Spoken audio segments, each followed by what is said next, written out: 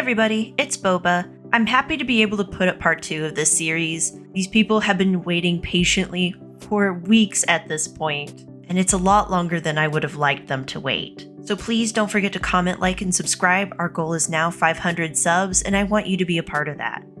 Now, let's not delay any longer. These people have waited for long enough. First up is Sky the Doe's character, and I believe this is actually her online persona. There's not much background on this character from what I was told. However, Sky did say that I had some free range with the design since she didn't have colors, and I didn't have to make her gooey as was depicted in some of the art I was shown. Now, when I refer to this picture, I'm going to call her Doe Baby simply because that's what I named her from the beginning. Doe Baby has this classic, sweet, nerdy librarian vibe. I know you can't actually see the full reference panel, but there is a lot of her just having this super innocent look on her face and having all this like shy poses, so that's what I'm talking about here. When it comes to clothes, I was really thinking about it. There are all these cute, wonderful clothes, but I was wondering what would happen if she went out to have like a date or go to a small get-together. I don't know what she'd actually wear. I just think this idea would be just another cute idea for her. Moving along, I wanted to keep her with a natural toned fur, as I wasn't sure how far I really wanted to push this design, but because I kept it natural toned, I definitely felt more comfortable being bold with the hair. Now, I was always leaning towards cream hair, but when I saw she had a flower crown in one of those reference pictures, and I realized I was going to be using a more minty color for the shirt, I just understood that pink in the hair was just a have to. It was just a great way to reference that flower crown. Because I ended up picking some floral pinks and things like that, this actually naturally led for me to pick pinkish eyes for her, just to pop with the hair. Overall, I really love how this turned out, and I hope you do too, Sky the Doe. Next, we have Rough Time and Losers Sans character. I have very little to go on when it comes to background, so I'm just going to make up kind of a lot of stuff simply because Undertale characters are so much fun and I love them. I love the fandom. I love all of it.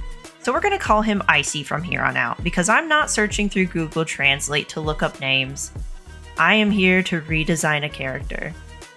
The little headcanon I made for him said that this Sans travels alone due to the conditions of the underground.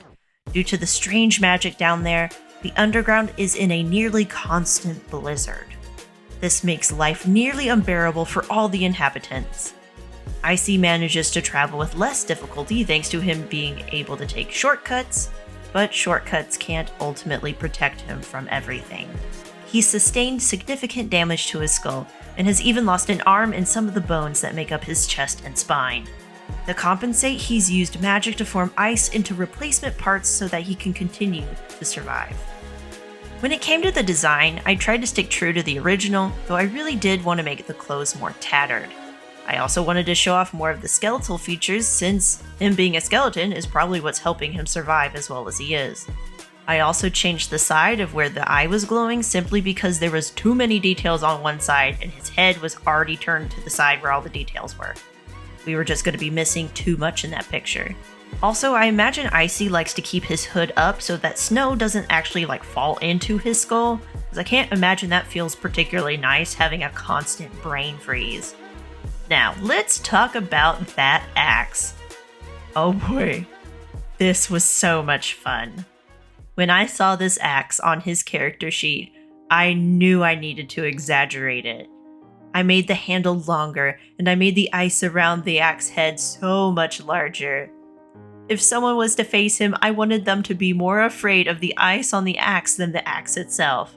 That's why I made the axe head kind of dinky looking, because it's the magic that's far more terrifying.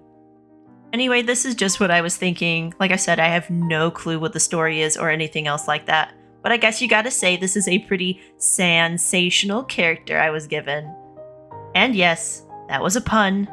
Hope you like it, Rough Time and Loser.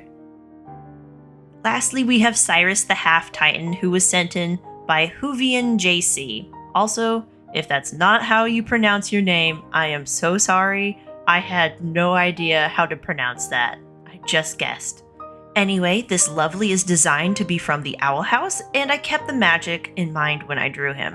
Now, Cyrus did come with a bunch of references for different forms he had and a staff, and I knew I could go read a bunch of his backstory, but I really wanted to stick with trying to just make a small headcanon because I'm really just enjoying that in general when I do these pictures. However, when I saw that half-Titan form, it was just calling me. Now, I'm gonna be totally honest about this. All I saw was a Wendigo, and that's like my favorite mythical creature ever. So yeah, I did not stick to Cyrus being half human in the way it was shown in the original picture. I did try in the sketch phase to give him a human jaw, but in my style it looks kinda weird. So I just stuck with him having a bone jaw instead. Visually, this was just so much better. After drawing the sketch, I am not gonna lie, I reached out to the artist and just let them know that I took a lot of creative liberty, and I could have potentially went a bit overboard. See, I'm still slightly jealous that this isn't my Wendigo, but this just motivates me to go back and redesign some of mine. Let's discuss the outfit. I really like the outfit, however I definitely wanted to change it up. It just felt a bit too close to Luce's Titan form, and if you don't know who Luce is, she's the main character of the Owl House. Because it looked so similar, I actually went back and referenced some anime and the Ancient Magus Bride, and ultimately settled on a long jacket with a top green tattered cloth around it. Originally, I was going to put the glyphs from the show on there, but I was really struggling thanks to the shape of that fabric. It was just looking really weird, so I decided to leave that out. Instead, I exaggerated the bones on his chest and even made the ones around his hips act as a belt. I ended up giving him a gray jumpsuit just to break up that dark jacket color. Now, I did add a gradient to the hair, which was not in the original picture. This is really because there's hints of greens that are already in this outfit, but the blue just doesn't have anything else to tie it to, so adding this green just kind of helped bring it all together. Overall, I really love this picture and the original, to be totally honest. It was so much fun to draw, and even though I took a lot of creative liberties, I hope you really like it. Now, if you would like to have your character potentially redrawn, you can follow the link below and post it on my DeviantArt. It might take a bit longer for me to get to your requests, simply because I already have a lot in queue, and I'm doing some other things for YouTube. Anyway, thank you for watching. Don't forget to comment, share, like, and subscribe. Part 3 is going to be coming out in a few weeks, and I can't wait for you to see it. Alright, I'll see you in the next one!